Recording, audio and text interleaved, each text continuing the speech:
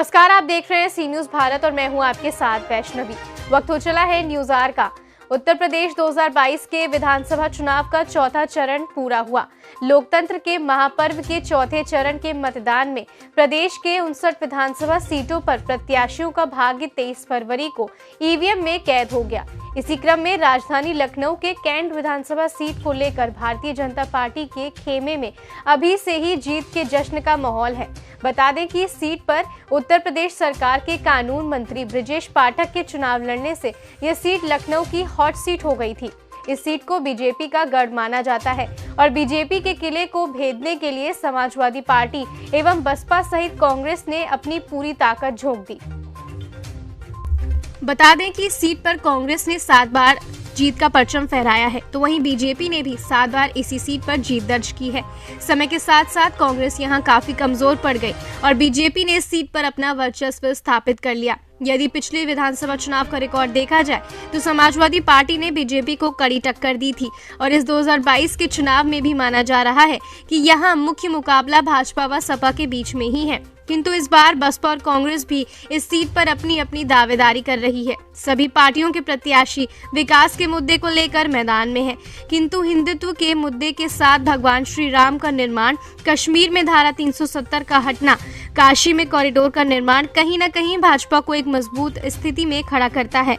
Corona काल से सभी को मुफ्त राशन वितरण, गरीबों को मुफ्त गैस चूल्हा व सिलेंडर बीजेपी प्रत्याशियों के लिए संजीवनी का काम कर रही है। लखनऊ के कैंट विधानसभा सीट की बात करें तो यहां बीजेपी के कार्यकर्ताओं एवं पदाधिकारियों में जोश एवं उत्साह का माहौल है। इसी क्रम में पूर्व एमएलसी अरविंद त्रिपाठी उर्फ गुड्डू त्रिपाठी ने दावा किया है कि कैंट से भाजपा प्रत्याशी बृजेश पाठक रिकॉर्ड मतों से जीत रहे हैं। वहीं इस सीट पर सपा, बसपा व कांग्रेस द्वारा बेरोजगारी व महंगाई के मुद्दे पर जीत के दावे किए जा रहे हैं, किंतु इन पार्टियों के कार्यकर्ताओं एवं समर्थकों में वह जोश नहीं दिख रहा जो भाजपा के कार्यकर्ताओं एवं पदाधिकारियों में देखा गया। फिलहाल आज मतदान के चौथे चरण में प्रत्याशियों का भाग्य ईवीएम में कैद हो गया है और प्रत्याशियों के भाग्य का फैसला 10 मार्च को होगा। आइए देखते हैं हमारे संवाददाता उमेश विश्वकर्मा की ये खास रिपोर्ट। लोकतंत्र के पर्व में देखा जा रहा है कि कैंट विधानसभा क्षेत्र में लोगों में गजब का उत्साह है और मतदान के चौथे चरण में लोग बढ़ चढ़कर हिस्सा ले रहे हैं। इस समय हम कैंट विधानसभा क्षेत्र के चित्रगुप्त नगर वार्ड में है। आप देख सकते हैं कि यहाँ पे एक लोगों में जो उत्साह देखा जा रहा है, कहीं न कहीं एक संकेत दे रहे हैं लोग कि यहाँ से भाजपा प्रत्याशी बृजेश पाठक जी की स्थिति काफ़ी मजबूत दिखाई दे रही है। इसके अलावा और तमाम खेमों में थोड़ा मायूसी दिख रही है। इसी के साथ साथ यहाँ पे गुड्डू त्रिपाठी जी हैं जो कि पूर्व एमएलसी भी हैं। इनसे हम जानना चाहेंगे कि आज के मतदान को लेकर क्या कहना चाहते हैं। आज के मतदान पूरे जो 59 सीटों पर चुनाव हुआ है उसमें हम लोग जैसे कैंट में 100% भारतीय जनता पार्टी का वोट पड़ा है। दूसरे दल के लोगों ने अपनी निष्ठा प्रतिष्ठा छोड़कर भारतीय जनता पार्टी के पक्ष में वोट डालने का काम किया है। हम लोग तो भारतीय जनता पार्टी के अनुयायी हैं और जिस हिसाब से भारतीय जनता पार्टी की लहर चल रही है, आप देखिएगा कि पिछली बार की तरह हम लोग ढेर सारी सीटें लेकर सरकार बनाने जा रहे हैं। कैंट विधानसभा में माननीय बृजेश पाठक जी चुनाव लड़ रहे हैं और उनका जादू चल रहा है। इस विधानसभा में उनका जादू चल रहा है और वो निरंतर प्रगति की ओर अग्रसर हो रहे हैं। आज तक के सारे रिकॉर्ड कैंट विधानसभा के टूटने वाले हैं। जितना वोट उन्हें मिलेगा उतना वोट आज तक किसी को नहीं मिला होगा। पिछली बार भी यह सीट भाजपा की झोली में थी, तो क्या इस बार रिकॉर्ड बनेगा या केवल जीत ही होगी?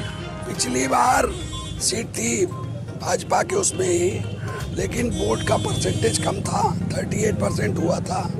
अब की मान के चलिए कि हम लोग कम से कम 60% के वोटों को पढ़ रहे हैं, जिसमें हम लोग का 100% हम लोगों का ही वोट निकलेगा और ये एक रिकॉर्ड बनने का कार्य होगा, एक बड़ा रिकॉर्ड बनेगा।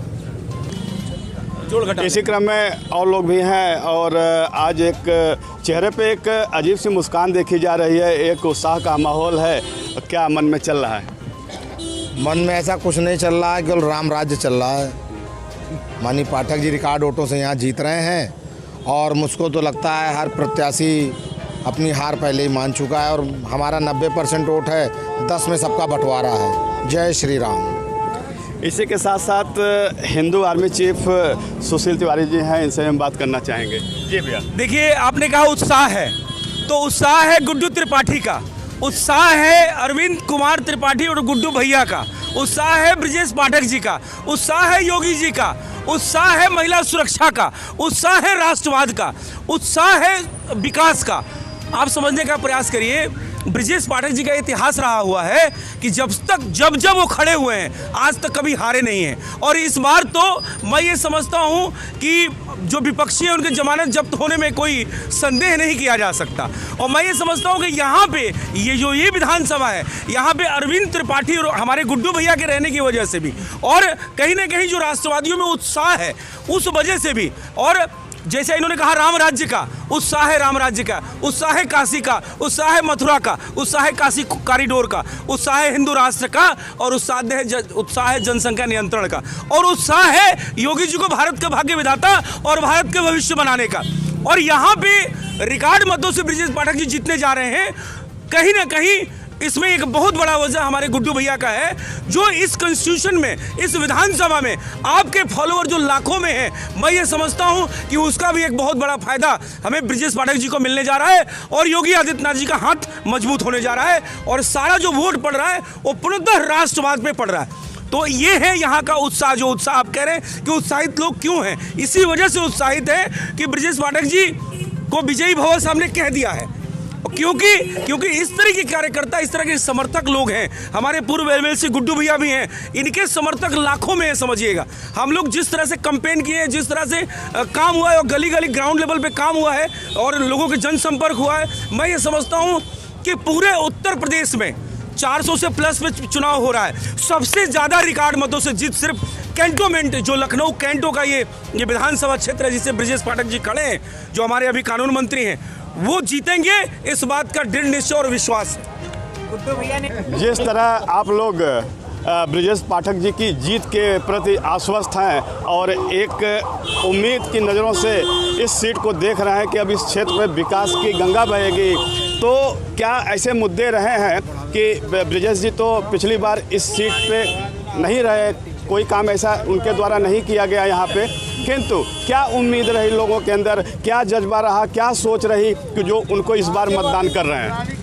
नहीं, देखिए, पिछली बार भी राष्ट्रवादी सरकार की ही हमारे सुरेश तिवारी जी यहाँ के विधायक थे और बहुत ज़्यादा विकास हुआ, लेकिन जो कमियां और रह भी गई हैं इस बार ब्रजेश पाठक जी पूरा कर देंगे। लेकिन ब्रजेश पाठक जी वो चेहरा है जो राष्ट्रीय स्तर के चेहरा है। आप समझने का प्रयास करिएगा, वो कभी भी रहे तो राज्यसभा सांसद रहे, अब जब भी रहे लोकसभा सांसद, राज्यसभा सांसद भी रहे, कभी भी रहे, तो वो ऐसा नहीं कि छोटा मोटा चेहरा नहीं है।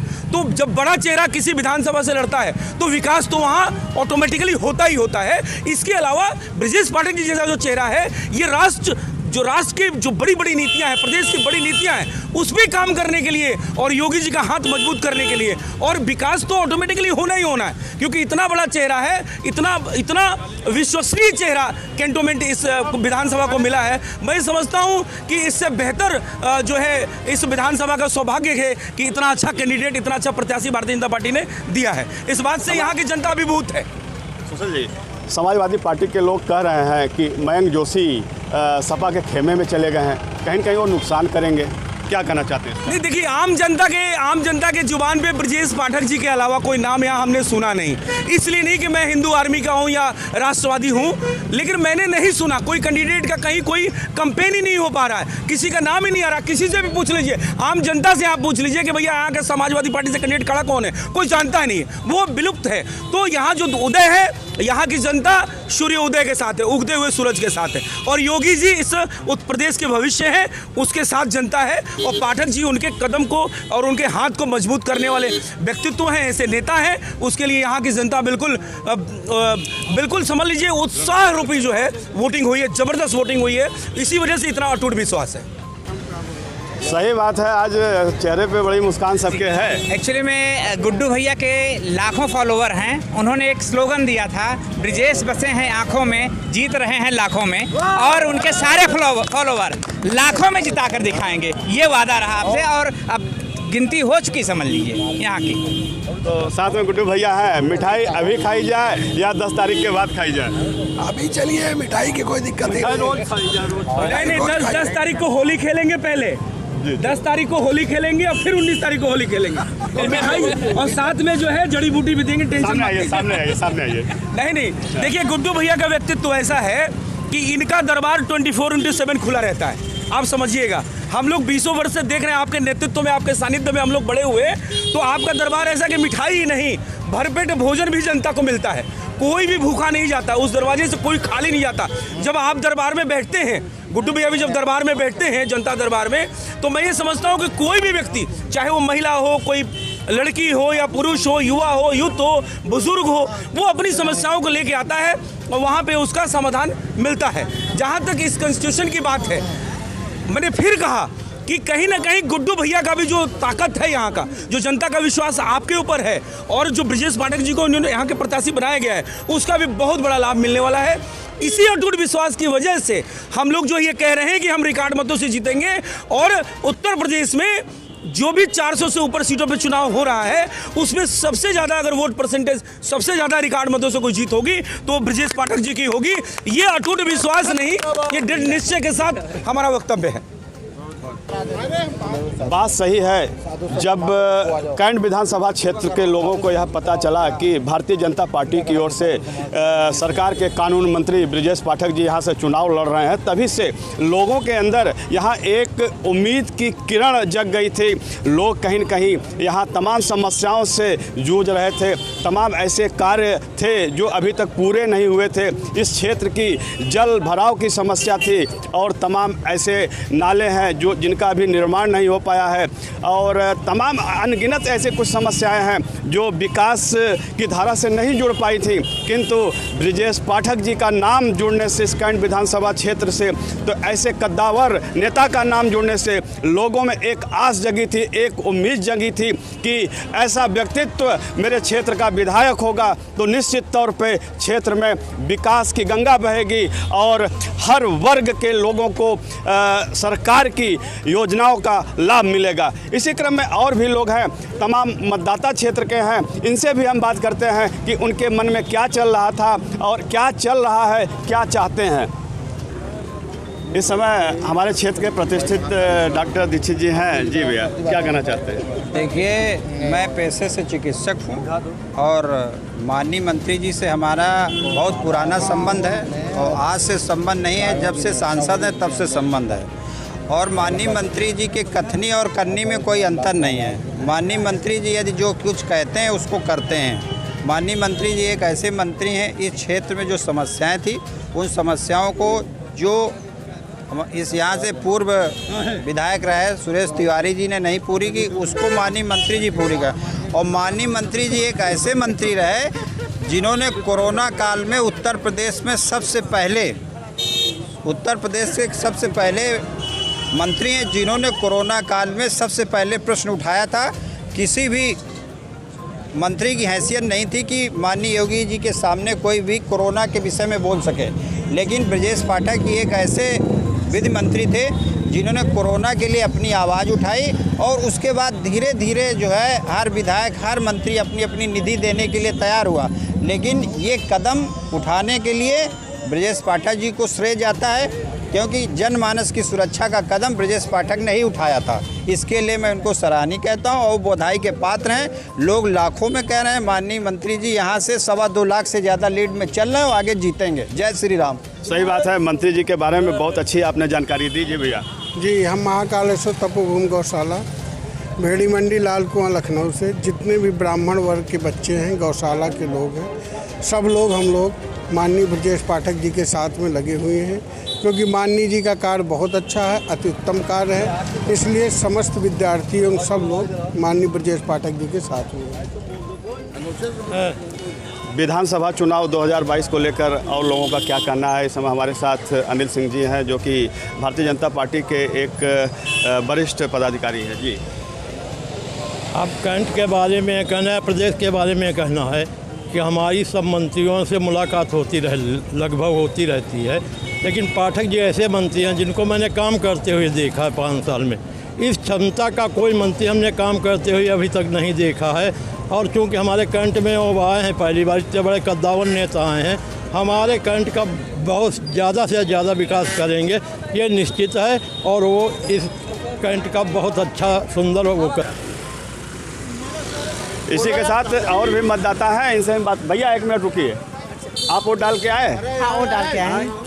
हाँ। तो वोट डालते समय आपके दिमाग में क्या था? प्रत्याशी का चेहरा था कि विकास की बातें थी? नहीं, हमें तो माने भारत का विकास चाहिए, केवल कि तरक्की चाहिए, उन्नति चाहिए, और कुछ नहीं। तो क्या लगता है विकास कौन कर सकता है? हाँ। कौन पार्टी कर सकती है? पार्टियां तो हमें सभी नज़र आती हैं ठीक ठाक। हाँ। लेकिन जो आंखें बंद करके जिस पे भरोसा कर सकते हैं तो वो योगी जी हैं।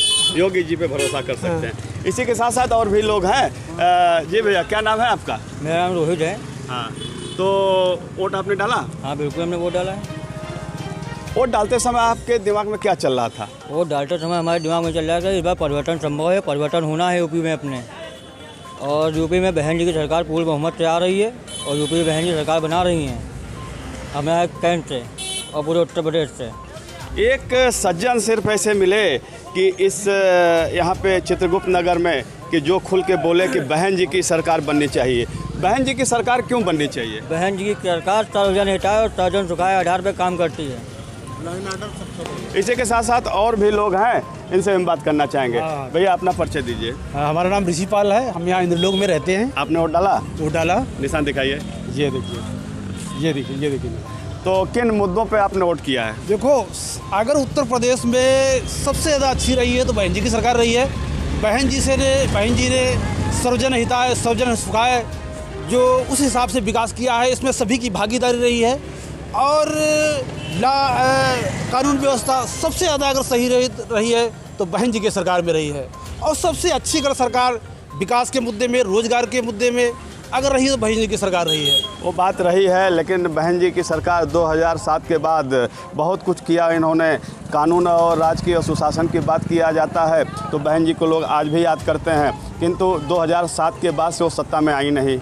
अब चुनाव 2022 का हो रहा है, तो विकास की बात करें तो कौन सा इस क्षेत्र में प्रत्याशी, कैंट विधानसभा में क्षेत्र में कौन सा ऐसा प्रत्याशी है कि जिसको देखकर लगता है कि विकास कर सकता है? तो जो देखो, जो हमारा प्रत्याशी है बहन जी ने जिसको उतारा है वो विकास के लिए उतारा है। और बहन जी के नेतृत्व में जो भी काम करेगा वो विकास करेगा। और सर्वे सर्वा बहन जी हैं। अगर बहन जी की सरकार आई और 2022 में निश्चित आना है, अगर सरकार आती है तो जो भी बहन जी दिशा निर्देश देंगी अपने नेतृत्व में वो विकास होगा। और सबसे ज़्यादा अगर लखनऊ का विकास हुआ तो बहन जी की सरकार में हुआ। जितने भी रोडें बनी बहन जी की सरकार में बनी, जितने भी पार्क बने बहन जी की सरकार बने। और जब से बहन जी की सरकार गई तब से लखनऊ का विकास हुआ ही नहीं है। ये भाई साहब कर रहे हैं, बहन जी की सरकार के बाद से लखनऊ का विकास नहीं हुआ है।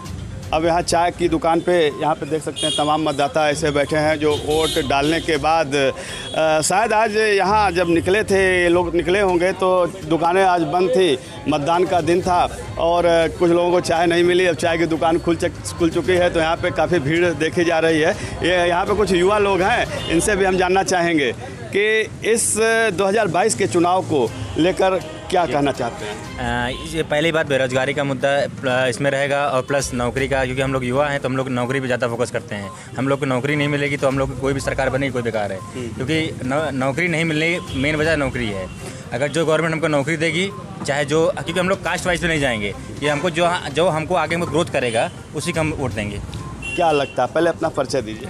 मैं शिवम सिंह, पहली बात मैं लखनऊ का निवासी नहीं हूँ, मैं प्रतापगढ़ का निवासी हूँ। मेरे यहाँ से 5 चरण में चुनाव है 27 तारीख को। 27 तारीख को। तो आपका वोट जो है वहाँ पे है प्रतापगढ़ में? जी, प्रतापगढ़ में मेरा वोट। फिलहाल विकास की आप बात कर रहे थे, तो किस पार्टी को ऐसा समझ रहा है कि जो विकास कर सकती है? देखिए 4 सालों में जब से योगी जाए कुछ थोड़ा बहुत बदलाव हुआ, लेकिन और भी पार्टियां हैं, बहुत सारी पार्टियां हैं, वो भी बदलाव लुभाने की कोशिश कर रही हैं कि हम आपको ये देंगे वो देंगे, लेकिन विद्यार्थियों को जो चाहिए वो नहीं मिल रहा किसी की पार्टी से।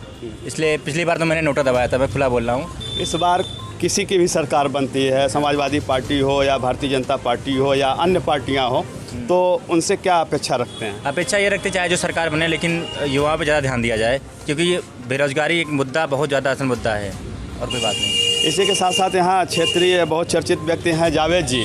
जी जावेद जी, क्या कहना चाहते हैं?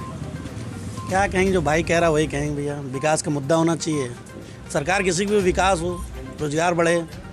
कोरोना काल से बेरोजगार हैं हम लोग, बेहतर लॉकडाउन है। अभी तक कई सरकारें आपने देखी, बेहतर किसे माना? बेहतर किसे कहते हैं, सभी लोग चले, समाजवादी ठीक थी, सरकार बढ़िया थी, काम हो रहे थे उस समय। इस समय बेरोजगार हैं हम लोग, जब से कोरोना काल आया। कुछ कह ही नहीं सकते इसके आगे, जो भाई कह रहा वही सही है एकदम।